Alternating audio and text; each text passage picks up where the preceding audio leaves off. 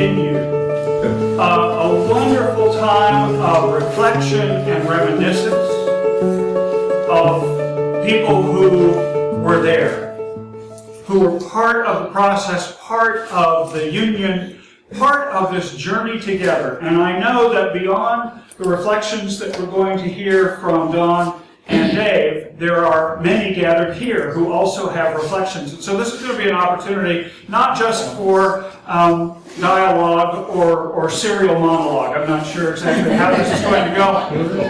But it is an opportunity for us to share together those memories, those significant times that have shaped this conference, that have been a part of the denominational heritage and our story together. And so it is really a wonderful opportunity for us to hear. And we're gonna ask Don to start. Now that's always dangerous. So, at some point I may ask Don to stop. But Don was reserve delegate to 1966 and the 1968 General Conference, and has many thoughts and reflections. How did we get here, Don? Yeah, thanks for letting me begin, because Dave is noted as the closer.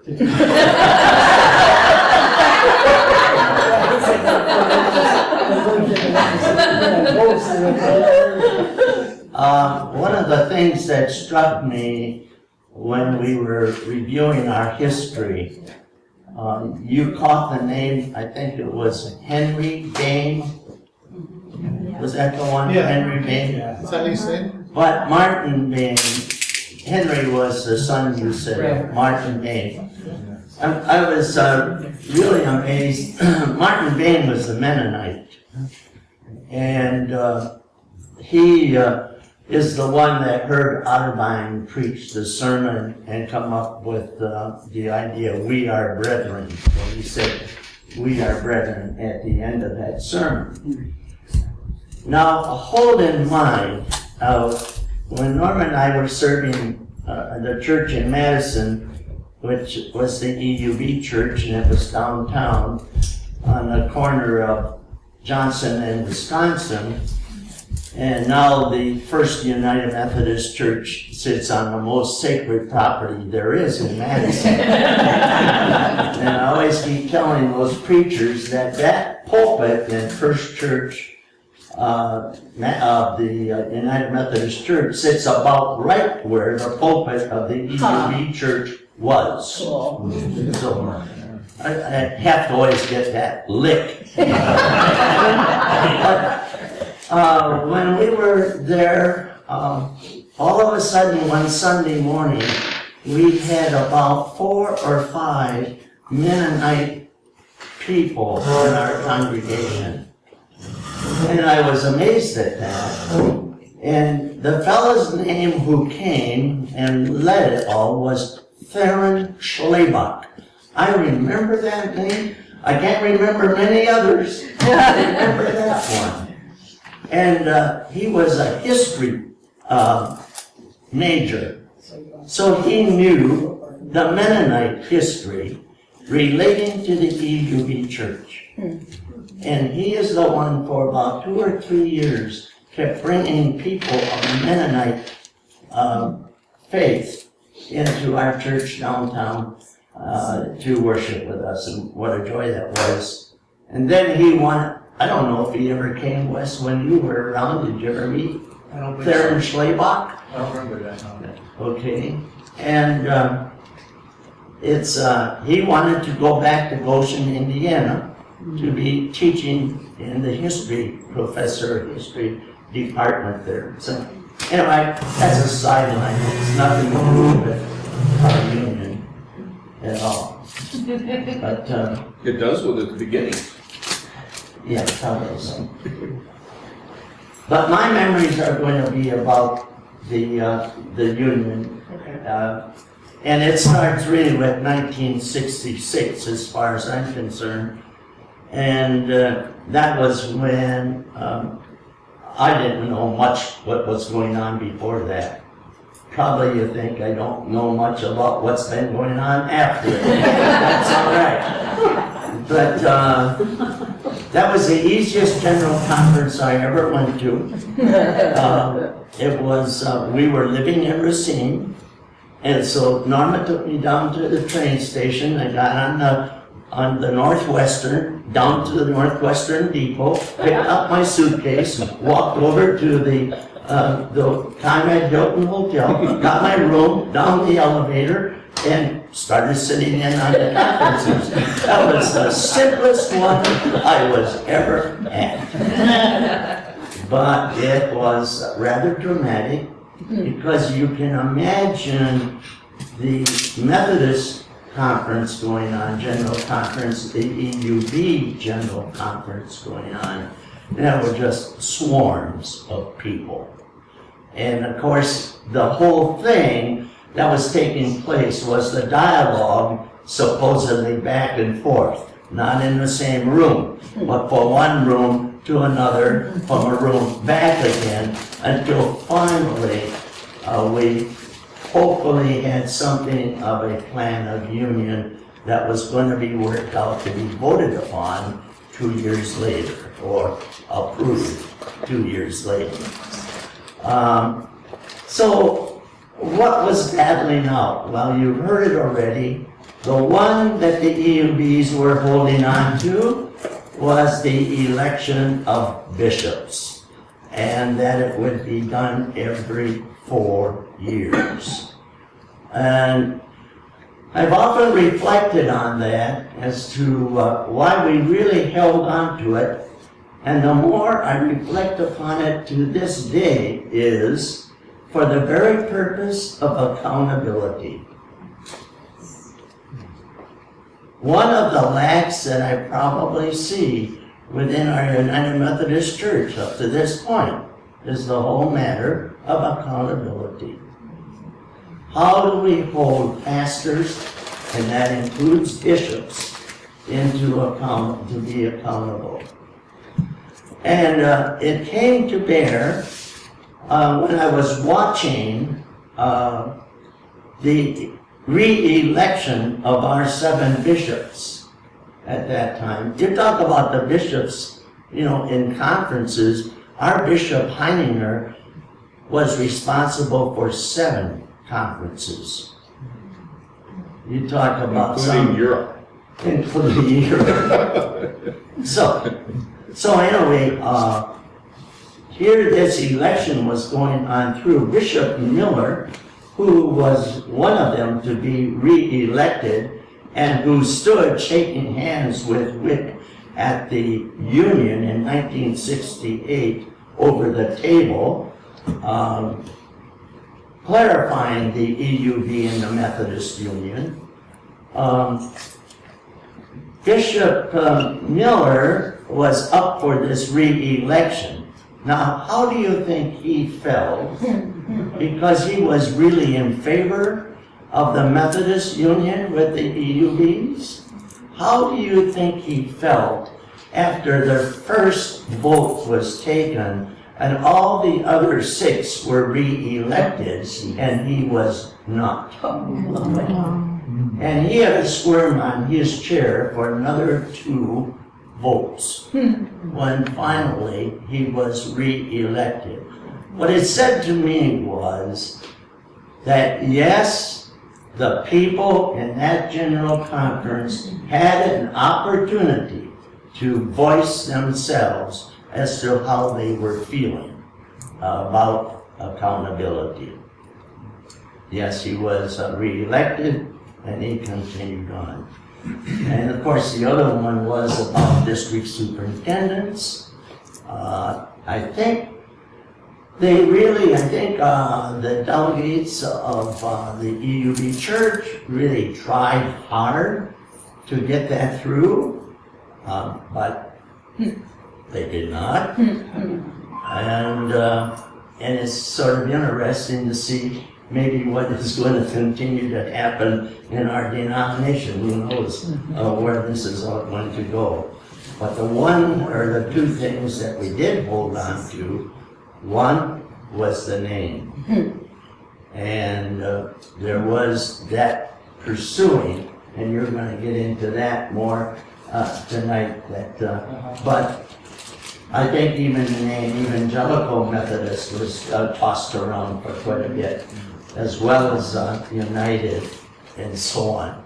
And I think it was the EUB Church that held out that there would be something more than Methodist Church. The other thing I think the EUB Church was really instrumental in holding on to, and that was making sure the Central Conference would be a part of the total union. Yeah, maybe it wasn't going to happen immediately, but it would happen, and of course it did happen. So those are my observations right from 1966. Okay. And that moved on over into 1968. Let's hear a little from David. Yep. And we'll come back and hear some more from you about 1968. David? Well, I'll start out by saying that I think that there are two people in this room that can say they started out as United Brethren in Christ, and both of us being clergy, and that is sort of a vanishing breed. So I'm wanting to make some comments relating to Forerunner Church, because there are evidently not many around yet. And are there any others other than Wes in the room here that can claim they were United Brethren in Christ at one time? And I think if we went around the conference, it's vanishing. I come from that background. Both my parents were a part of it in the church in Monroe that Wes grew up and started that way. One of the churches that my father served was the Richards Memorial United Brethren in Christ Church in Janesville. And that was a name that came from missionaries that served in Africa for many years. But one of the things that I tried to do since annual conference was to check on some history. And I had, it was interesting, some of the early pictures that were up before us. And I noticed that you didn't have a picture of William Otterbein in that first group. I have one I can leave with you. But he is considered the founder of the United Brethren in Christ officially. I think he's on our coin. Oh, yes, yeah. I know that I've seen pictures around. But that was an interesting process, and that early time of saying Wir sind Brüder, meaning we are brethren, because the preaching and such was so akin to their heart and to pietism that was very, very strong, that there was a very strong affinity. The other thing that I can say about Otterbein is he was very, very close to Francis Asbury. He was a pastor in Baltimore, Maryland, which is also where some of the early publishing of the church, United Brethren of Christ, came from, in Hagerstown, Maryland. But he was then asked by Francis Asbury personally to participate in his consecration as bishop. So quite frequently, it is in historical circles talked about the United Brethren in Christ and evangelicals, if they claim that same kind of thing. These were American-born churches. And I have not yet found of any other denominations in the period of time back to the mid-1700s that can claim that. So we're all a part of a history that were the first American-born churches. In other words, they formed a church with a particular name in this country. Methodism went, particularly during the time of Constitution and before 1776, most all of the pastors who had been here and the Wesley brothers who had been down in Savannah, Georgia, went back to England, and so we were on the scene. but a very close kinship with some of the early Methodist leaders from the very, very beginning. And yes, Philip William Otterbein did participate in the consecration of Asbury as bishop. He was in Baltimore, Maryland for many, many years, from 1850 to about the end of the century, but was considered sort of the father figure to many, many pastors. The other thing that I wanted to say was about women's ordination, and I noticed that you brought out 1856.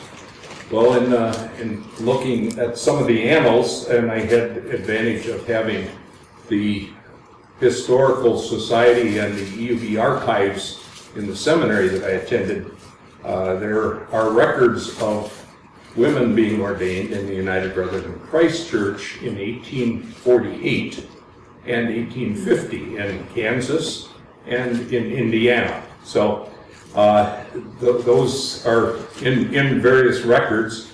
In some cases, the conference later tried to rescind that, but they'd already been ordained.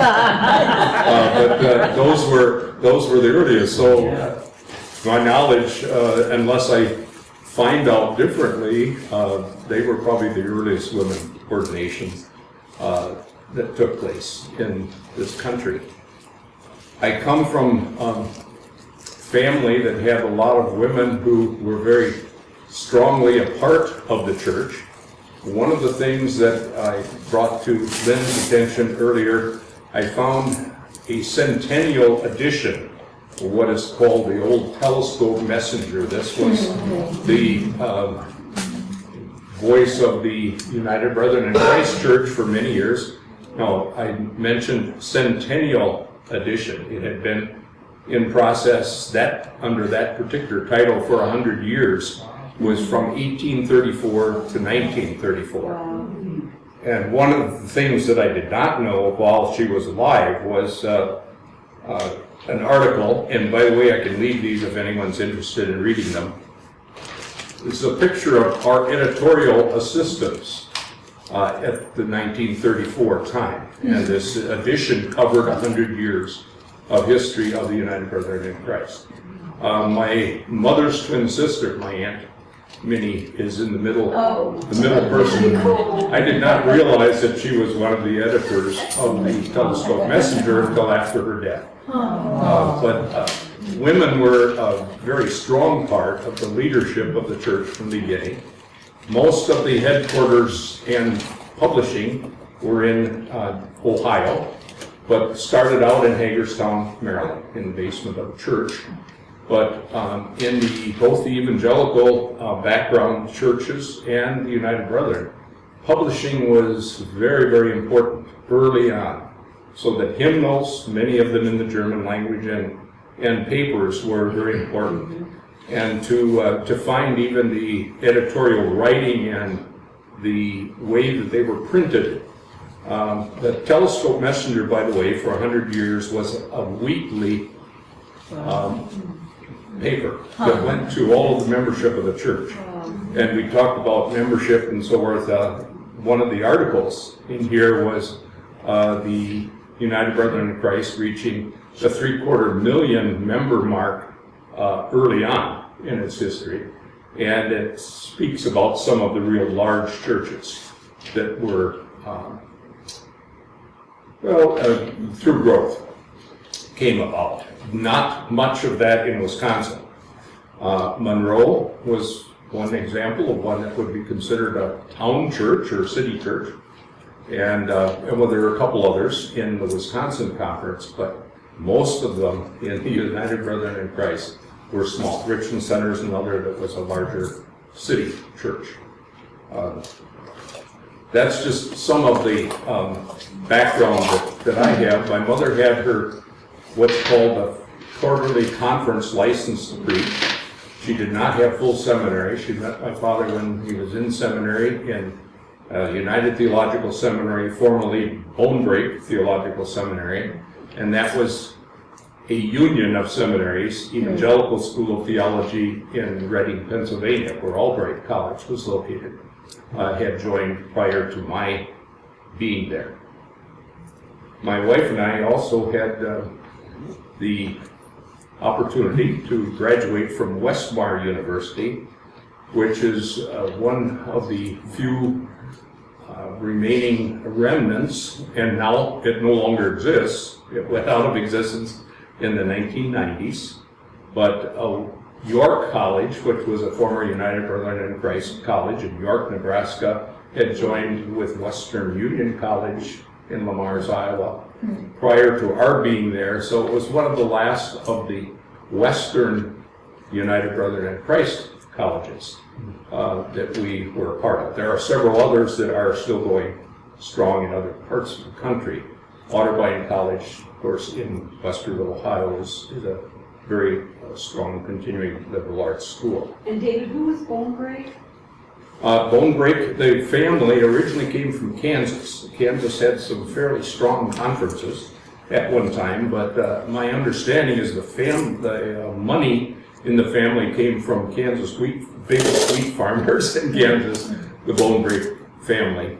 And so the original name of the seminary in Dayton, Ohio was named after that. And there's a dormitory at Westmar. And there's a dormitory there, and we also saw Dubs. Dubs Hall was another one in the history, and those names keep coming back here and there in many different areas.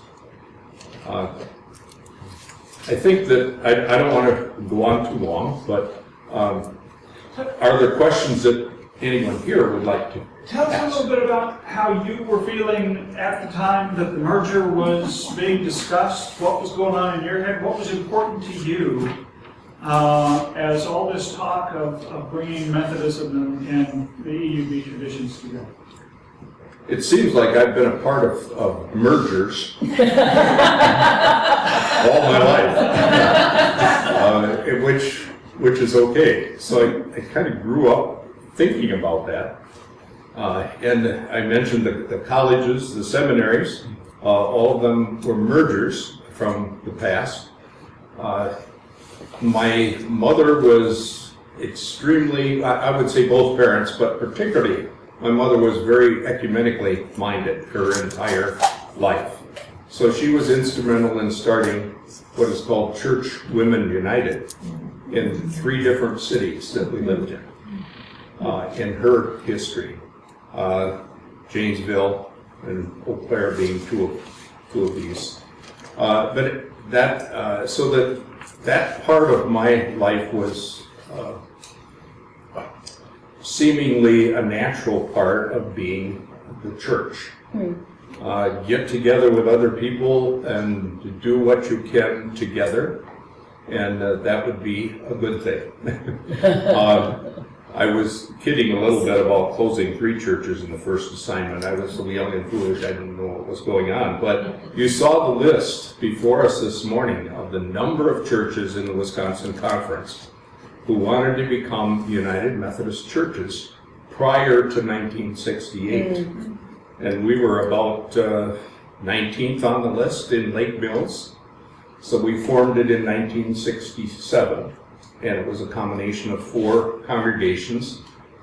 Interestingly, 3 out of the 4 had histories of well over 100 years, and it happened. And I think it worked, sort of.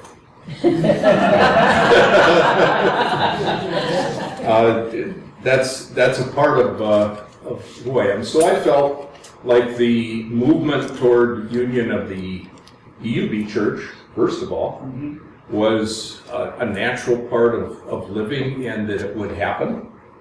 I realized, because I love history, that there could have been some unions of the Evangelical United Brethren and United Brethrens, or with Methodists, or part of the Methodist group, about 1800, if it hadn't been for the German language.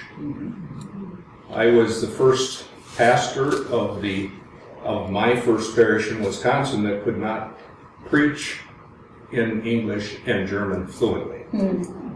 Also, one of my predecessors was one who could preach in English and Norwegian, Karsten Paulsen.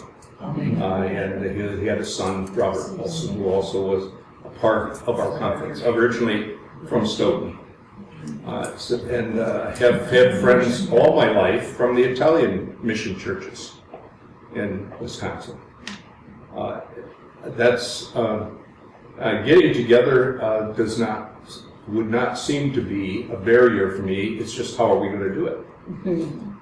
I had the same struggles that Don did, because I got to elect superintendents and I got to elect bishops. And then they would serve for a particular time, and then you were back in the parish. A very different thing than being elected for life. So it has a totally different feel to me when I made the transition into United Methodist Church from that particular viewpoint. But it didn't bother me too much. The thing that bothered me most was being in Lake Mills and becoming United Methodist Church before the official union. I had to attend 2 annual conferences every year. Really, the EUB and Methodist for a couple of years. But that was a lot. Don, tell us a little bit about what it was like to be on the ground in Dallas when this merger came to some kind of head. Massive group of people, first of all. Well, Jane says she was there. So what did you come up with? Besides taking a picture on the placard out there in front saying that there was... Well, I have a few things to say about the conference, shall I say? Yeah, go ahead. I mean, But go on up, Jane, so that we can see you and hear you. And I'll supplement. I was born and raised in Oklahoma. We had never heard of Evangelical United Churches. I was married to a Methodist pastor at the time, serving churches in Oklahoma. And we went to Dallas to be at the General Uniting Conference, but just as spectators. I remember taking pictures of the outside of the building, and I bought a medallion of the Uniting Conference. And I saw a friend who I hadn't seen in several years, and I said, "You're expecting another baby." No, she wasn't.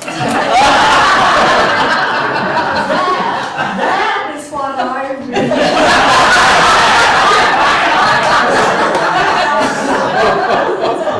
I want to say a few other things. Dr. Angie Smith was the bishop in the Oklahoma Conference, and he had a brother, and I don't remember his name other than Smith, was in the Texas annual conferences. They ruled dogmatically. When some of us have criticized Jerry Eckert over the years for all of his legislation that he has brought to General Conference, some of that was in response to bishops like Angie Smith. My husband went to annual conference Monday through Friday. That's when the annual conference was held. Appointments were read Friday, the very last thing. And you were in your church, not that Sunday, but the following Sunday.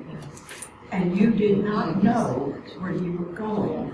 Now, if you had a lot of influence and you served the First Church, Tulsa, or the big church in Oklahoma City, yes, you had some pull, but other than that, you had none. And you had no recourse. What the bishop said ruled. So that was the bishop that I actually grew up with, my husband served under. And guess who our first bishop was that was sent to Oklahoma after the merger? Bishop Milhouse. Evangelical United Brethren? Yes. Doing well. Okay. Totally different. Totally different concept. And I remember my meeting with Bishop Milhouse. For some reason, he met with all the clergy wives by district. And he went around and asked us questions about what we were doing, and at that time I sold Tupperware. I love that, you know. I'm sitting next to women who are doing more than selling Tupperware, but nevertheless, when I introduced myself and then I sold Tupperware, he says, you know, he says, my wife loves that stuff. From then on, I loved Bishop. And I was elected as annual conference lay leader to the 1992 General Conference. And as part of that, you see all of the retired bishops and everything.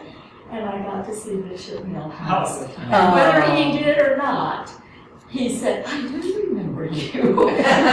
So I'm just saying that in Oklahoma, the merger had no, I want to say no repercussions. I mean, the way we elected bishops, the superintendents were appointed.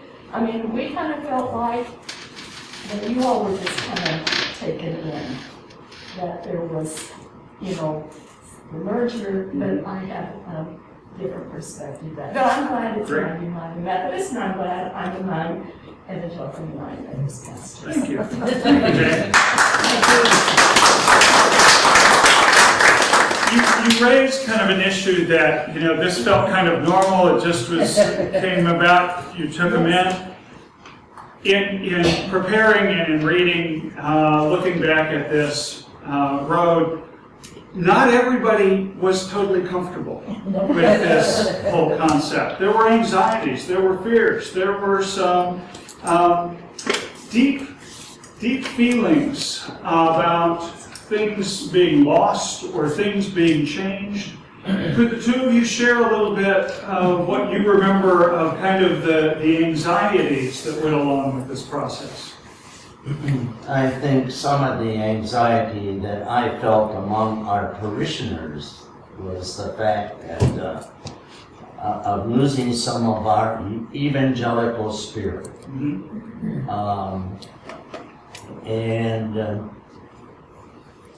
I think if there was any one fear, that was it, that would be lost. I don't think the numbers was, because I believe that we were able to serve in strong churches. And so because, you know, they had their own identity. And so they weren't fearful of losing that identity in the community at all. Our Madison First Church really became a very strong congregation. And our congregation in Racine was and continues this day to be a strong congregation over there. So, but though, let me say this about our church in Racine. So you get two things I could want to say in response, I guess. The churches served in Madison was very open and wanted to learn more about the union. Matter of fact, we brought Bishop Paul Washburn in a couple of different times, who was one of the key people of putting that whole union package together with the Methodist, what was his name, that attorney? Charles Taylor. Thank you, Parlin. Yeah. And Washburn was the one of the EUB side. And so he met with our congregation and listed for us what were the positives that were going to be coming out of it. So I think there was a readiness on part of that congregation. In Racine, it was entirely different. As a matter of fact, in going to General Conference, several members of the congregation said, "Oh, we really don't want you to vote in favor of that." Yeah, I couldn't vote anyway. But they said, "Stay with us, and we'll take care of you." Now that was the feeling that came out of that congregation. David, what about you? I'll use a couple of examples.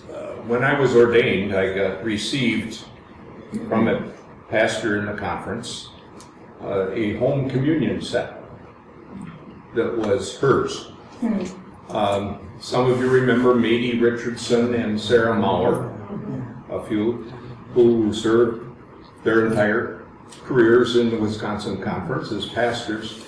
Mady was about 90 years of age at that time, and so I have now since then passed that on to another woman pastor in our conference, Freddie, that some of you know that serves in Frederick, Wisconsin.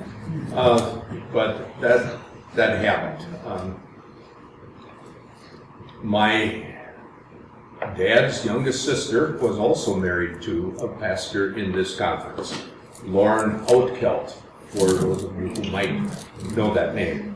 And they met at Indiana Central College, part of the background historically of the church, and served up in Turtle Lake and Pearly, probably the longest time, in Ontario, a few other places.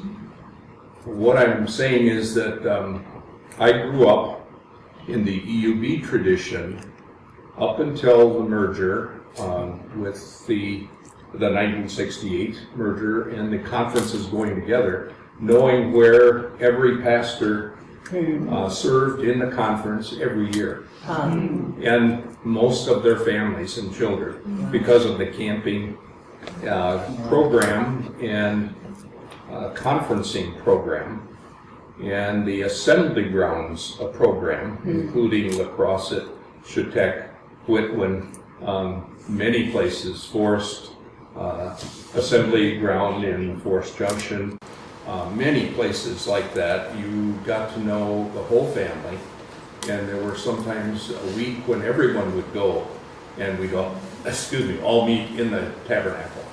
So for me, that process of knowing all of the pastors and all of the families and where they're serving, and a lot of people, is probably not possible, and I had to realize that as a pastor in process. But that's an adjustment that you make, and you go on and serve faithfully no matter what. We were just going over some pictures of some old youth mission to youth thoughts and programs, and some of the early youth fellowship officers of the conference in the past. And I think we got all the names now, or just about. But could know that and where everybody came from and what parish they were in. So you realize, even in Wisconsin, which is, again, we're not one of the larger conferences of the United Methodist Church. You can't know all of those things about all the churches and all the people.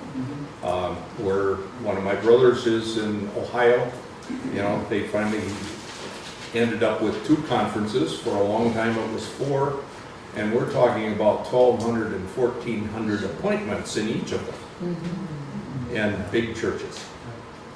So that's something that I have lost, and realized that it probably can't happen again under current circumstances, and that's okay. We've got a number of people who were part of that. Maybe you weren't on the ground, but you were part of the time where the merger happened. What were your thoughts? What were your feelings as this conversation was happening, as you knew this decision was being made about your church, for your church? What were some of the other thoughts and feelings you had?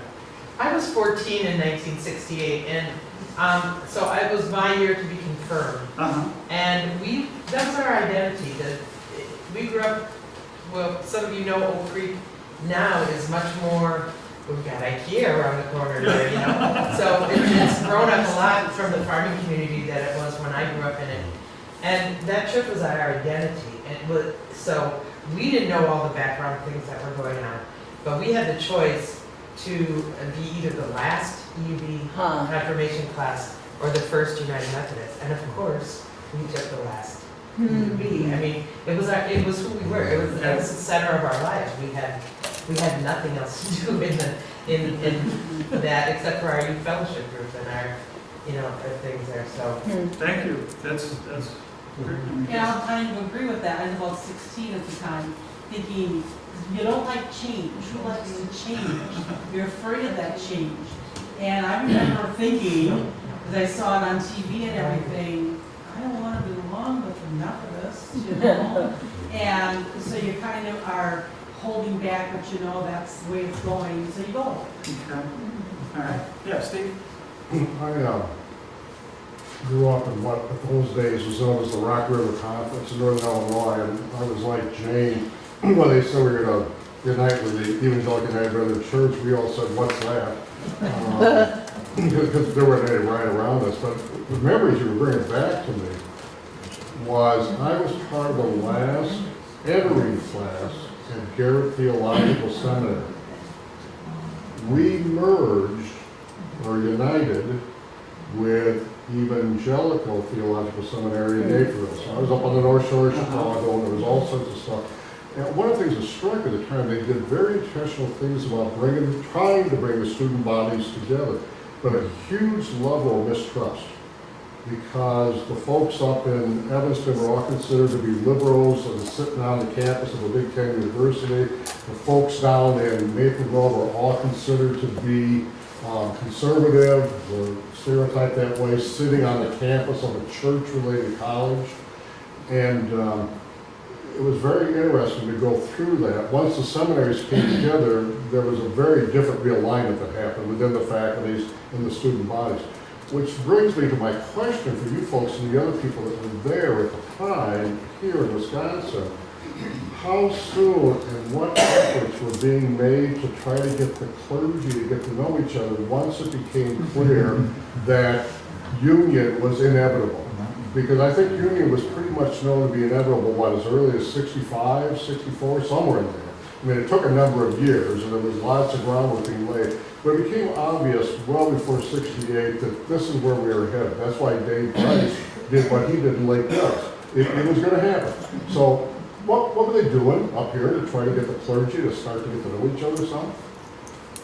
I think with us, we were in Racine at the time. We went to Racine in 1966. So Bill Stevens, who was the pastor at Kenosha, invited us to come and join into their fellowship group. And we became a part of that grouping to get to know the clergy of that area, Kenosha, reaching on out into the more suburban area of the Racine, Kenosha. And so that was a very helpful thing for us. So there was one way that was done. Could you talk about how Bishop Jesse DeWitt helped this process in Wisconsin? Well, just DeWitt came in 73, remember? That's quite a long, 72. That's quite a bit after that whole union took place. And even with the seminaries. Now, because it wasn't until 1972 that the action was taken to unite the seminaries. Now, that's 4 years later. That's a lot of time that's already gone by. So I think, you have to kind of look back at that earlier part, what was going on. And I don't think there was a lot that was really going on at that 68 to 70 to 74. I don't think there was a lot going on. You raise an issue that Russell Ritchie has talked about. One of the significant shifts, and I think this may be kind of what Sandy and Don are referring to, is until the first wave of truly elected United Methodist bishops came widespread in the church, there was still residual us-them kind of feeling and thinking, and there wasn't as much clarity of being the United Methodist Church yet. In any relationship, it takes time to get into that, and getting the leadership that was elected as United Methodist bishops made a significant impact. And so it did take 4, sometimes 8 years in different places to iron that out. Yeah, I became a district superintendent in 1973. And so my first initiative was, well, I first of all called the receiving clergy together and asked them for some ideas, and Charlie gave me one of those. Remember when we sat out in front of the evangelical church and talked about what would you want a DS to do? You probably don't remember. But I do.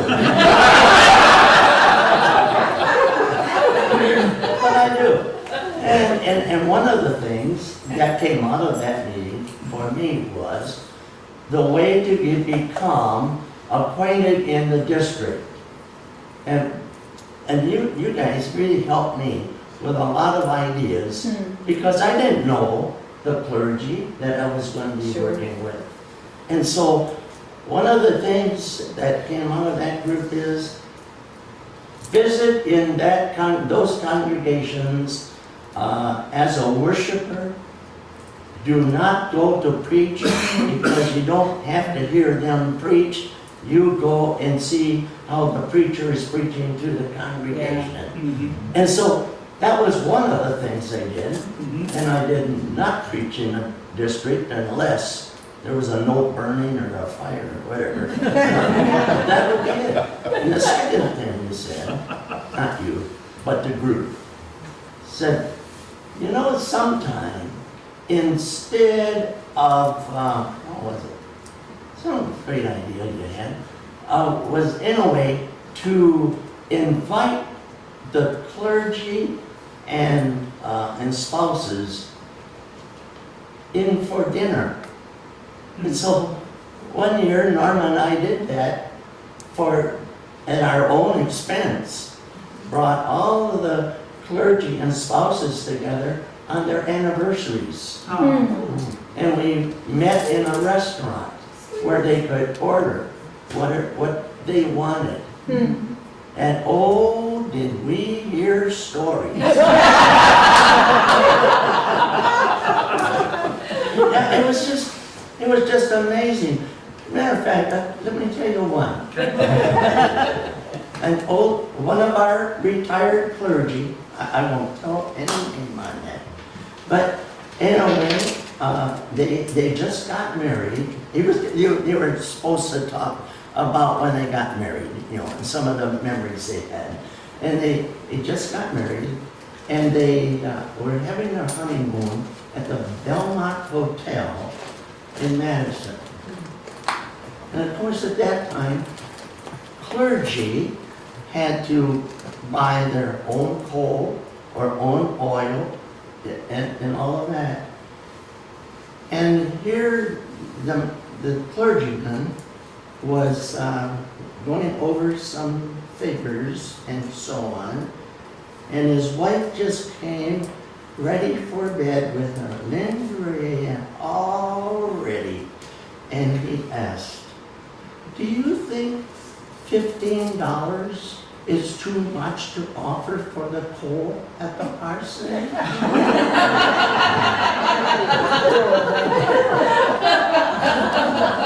I'm not sure what that's a segue. Well, Don missed a phone call from Wesley Church in Marshfield. They want you to preach this Sunday.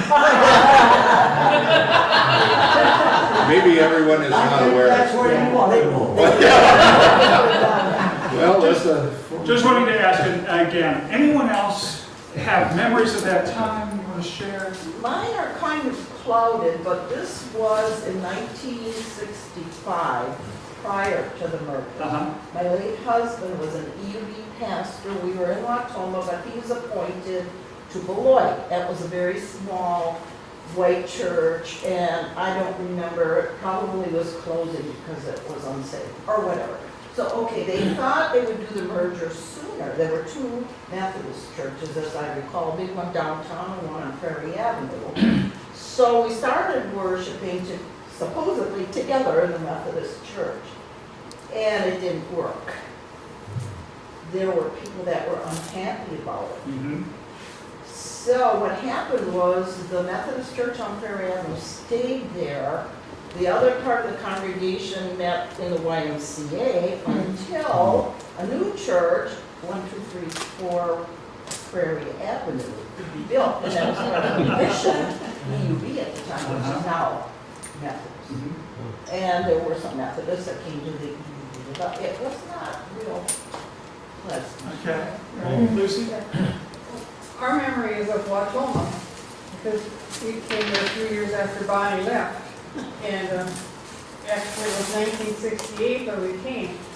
And Les Steele had been the pastor at the EUB church, and Chuck Starkweather had been the pastor at the Methodist church.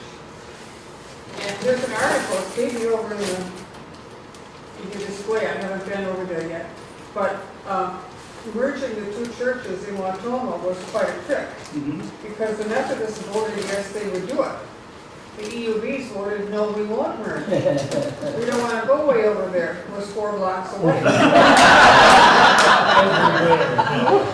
Roy Bosselman was the district superintendent, and those of you who remember Roy with his booming voice came in and said, "This should not be." And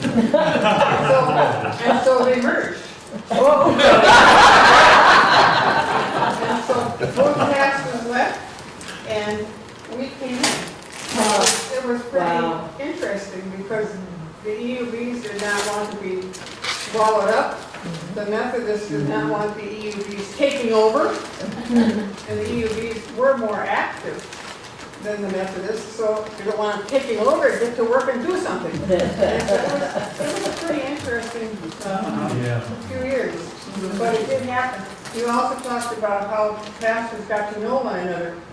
Perry Seifel then became the district superintendent. And Perry was really good at planning parties, I remember. And we always had good Christmas parties for all of the clergy. And he was very adamant about the clusters forming. We got together with clusters of pastors and had events, so we really got to know one another. Wonderful. So she said about it, so I got personally in our family, my mother was EUB and my father was Methodist. My mother was from the Marshfield area, but when they got broke with, there was no EUB church, but there was, my dad was very active Methodist church.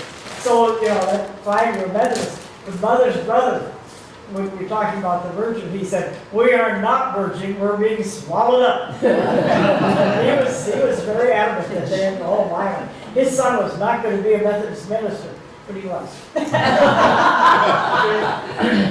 Yeah, I grew up as evangelical. I went to North Central College and ETS in Naperville, which is now part of Garrett Evangelical. My first church I served was the United Brethren, and served various others also. But the interesting part of our history is that Jean's mother. What? I'll do this. This is a partnership. Yes, we have. We have a married act going on. My first appointment was Cascade and Plymouth. And Plymouth, Cascade was the former United Brethren, and Plymouth was former Evangelical. The Plymouth church closed down, so I was appointed to only Cascade for a couple of years. And then they did some rearranging of circuits, so I became pastor of the Cascade EUB and the Eden EUB. And then after a couple of years of that, there was more rearranging. This was 1967. So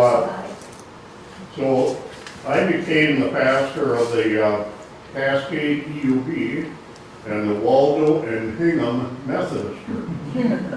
And what was his name? He had been serving, Al Eliason had been serving the St. Matthew's Methodist in Fond du Lac, and he took on the Eden EUB as a part of that circuit. So, that was, we were a part, like Dave Brice, we were a part of unions all of our life. Now, Gene has an interesting story to go on from there. Okay, we'll hear from Gene and then we'll move over to you. Did you want to tell them about Well- why we moved? Well, yeah, I moved from Cascade after 9 years there because I think it was Dick Miller, that might have been the superintendent of the Methodist Conference, and Herb Zebarth of the EUD Conference, and Horace Graubner, I think was the pastor of the Greenbush, Glen Beulah, and maybe Stockbridge Methodist Church. So he had 3 Methodist churches, I had 1 EUB and 2 Methodist churches. And they wanted to put a circuit together where Graubner and I would be the 2 pastors of our churches with a couple of United Churches of Christ. And we would have been co-pastors in this humongous circuit. So I told, I would have been preaching in 2 churches a Sunday. That means who would identify with me as their pastor? I'd only meet in those churches once a month. Well, anyway, I told our superintendent, the UP superintendent, that it might be a good idea, and if they want to go for it, go ahead, but I'd rather move. So I went down to Richfield, where I served for 7 years, and then up to Boston, which was a former Methodist church again. Richfield was former evangelical, and I finished up 22 years in Boston. So I'm United Methodist, finally. What I was going to say is that my mother came out of the United Brethren in Ohio. She wanted to become a missionary. So she applied to the United Brethren Church, and they said they would be sending her to the Philippines, but she would also have boarding school work. She says, I'm not sure I want boarding school work. And they said, and now this is either, I grew up in an era where parents didn't necessarily tell you all the bad stuff. And so therefore, you know, if they had money problems, you didn't hear about it. And so if they had church problems, I didn't hear about it either. So I've only heard the good part, you might say. And so even though you have said there was a tension, it was related to me, there were not a tension between the evangelical, the United Brethren, and the Methodists with the mission things. They said, well, if you don't want to have that, why don't you work under the Methodist board, and they will send you to Malaya. I think it might have been called the Strait Settlements at that time. And so she was sent to Malaya in the 1920s, and she got boarding school work anyway. But my father, who had gone to North Central, and this is now in the 1930s, in his senior year, had someone from Malaya speak how badly they needed teachers. And he was a teacher. Both my parents were teachers. And so he was the son of from the Evangelical Association. In fact, my grandfather served in their, I think it was called the Rocky River Conference of Illinois. That's the northern part of Illinois. And he was part of the Evangelische Gemeinschaft and preached in German until 1917 when he went to English. And so he was an evangelical.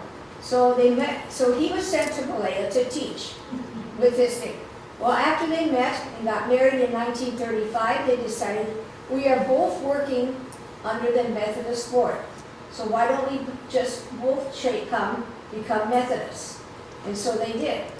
And I think at that time, the mission boards were a little bit more friendly to each other because the evangelicals in the United Brethren had certain areas of the world that they would go to. Like Sierra Leone was evangelical United Brethren, but you know what I mean. And the Malaya was considered Methodist. Thailand was considered Presbyterian.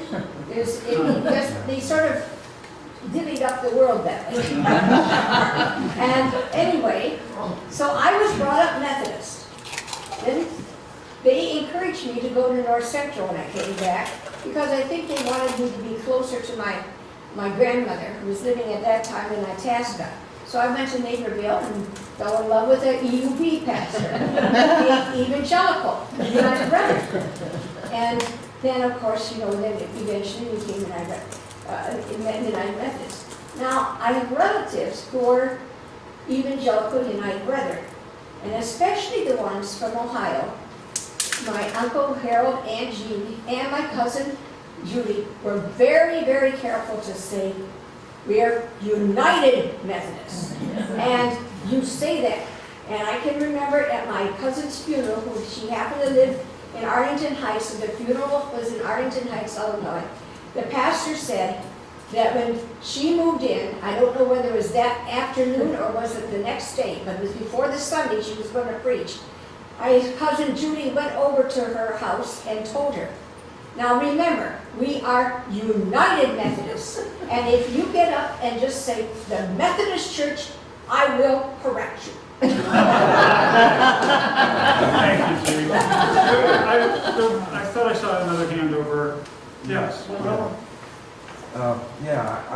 had the good fortune of following Don at First EUB Church in Madison.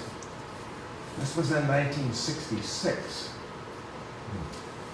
And if you people are aware of what history is about, 1960s was a turbulent time, especially 1968. Mm-hmm. I don't know if you remember, a lot of the things that happened, assassination of Martin Luther King, just myriads of things that was very chaotic. In the midst of that, First EUB Church made a decision to unite with Truesdale Methodist Church on the west side, near west side of Madison. This was a difficult decision because First Church is on the same block. They wanted the property to build what was now there, okay? Mm-hmm. So this caused a great deal of angst and worry and everything else in our congregation, and it was a very difficult time to serve this. But we made it, okay? We got through it. And I'm wondering, when we talk about this, the merger, and I'm thinking of all these things that happened around the world besides us, the assassination of Martin Luther King, what else? The assassination of Robert Kennedy, just all kinds of things that were happening. Where was the church at this point? Well, Did the church say something about There's this? one more thing I'd like for you to address, kind of that's broadly and specifically.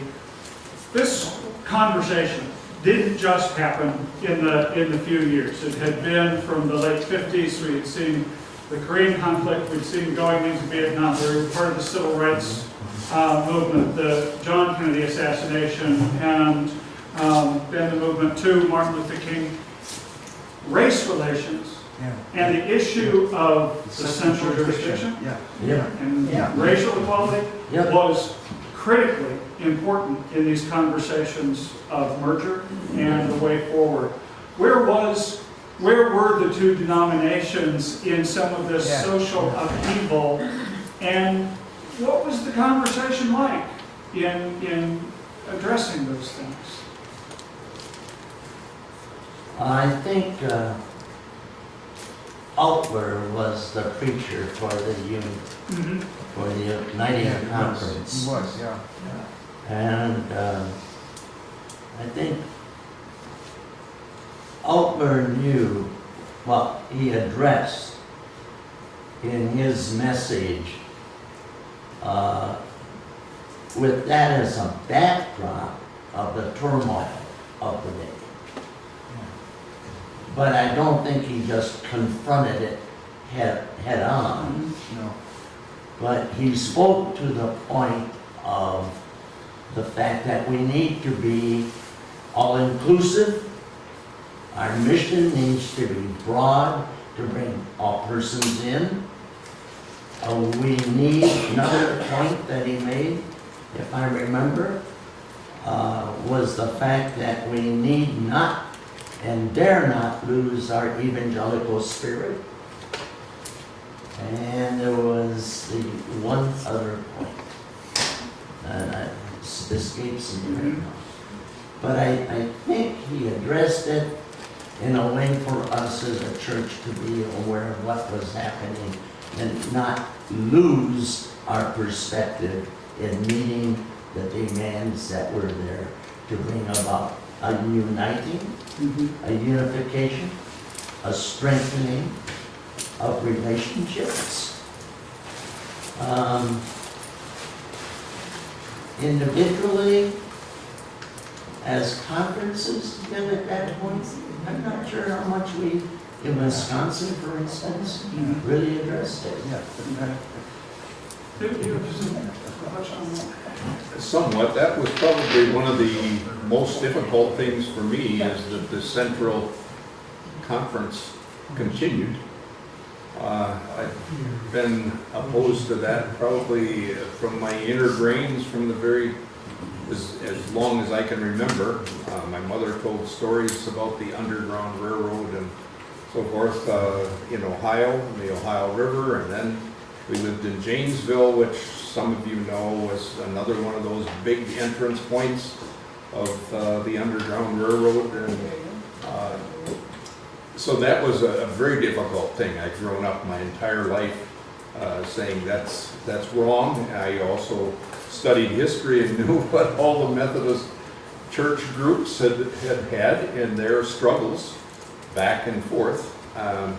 So I was pleased that there was at least a plan or some date set that helped in the acceptance of that at the time of the Uniting Conference.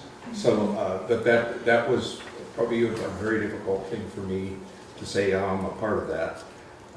And we still have the central conference, the central jurisdiction. And I don't really think, I think 1966 was a tough year for us in Racine because of the Open Housing Act that was going on. And I know it was in our congregation because there was a lot of division, but there were a lot of marches at that particular point. And from my perspective, from the denomination itself, we did not get a lot of help. And I know from written histories, and so I'd like to hear just kind of your personal feeling, that if the Methodist Church had dug in its heels on maintaining the central jurisdiction, that would have been a deal breaker. Yeah. I think so. What about the authority, role, voice of women? What about it? What was the conversation? Did that impact play a role in the conversations? I don't think in the EUB church it did, because we had 2 women pastors. And they were well respected, and they were excellent clergy. I don't think there would have been any digging heels in against the welcoming of women into ministry at that particular point. Good. Same. I had no problem with it. I'd studied it and lived with it. Again, my mother had her quarterly conference license to preach pretty much all of my life. And I had other members of my family and relatives in Wisconsin that had the same. And so why not? And women could speak at our annual conferences as much as men if they wanted to. Some very strong voices. Leadership had been there from the very beginning. So not a problem. One last question, and I open this up to the whole room. What's the greatest blessing we received through the merger of the EUB and the Methodist Church?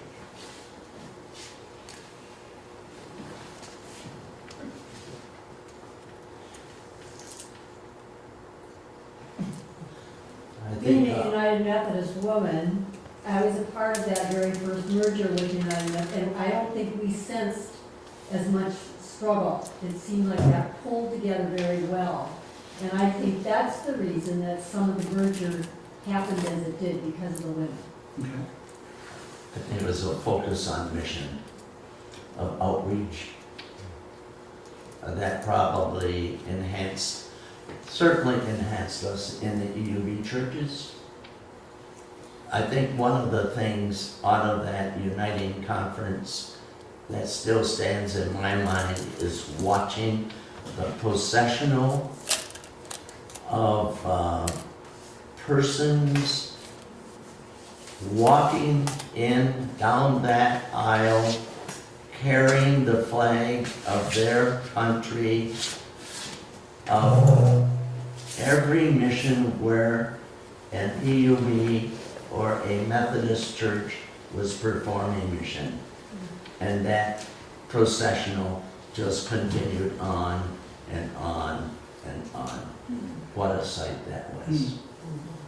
I would somewhat agree with that. My Aunt Minnie, my mother's twin, worked for the Division of Board of Missions of the UB Church and went right up until the Board of Global Ministries was formed. Her task was the deputation secretary, so she knew wherever a missionary was in the world at all times and where they were assigned.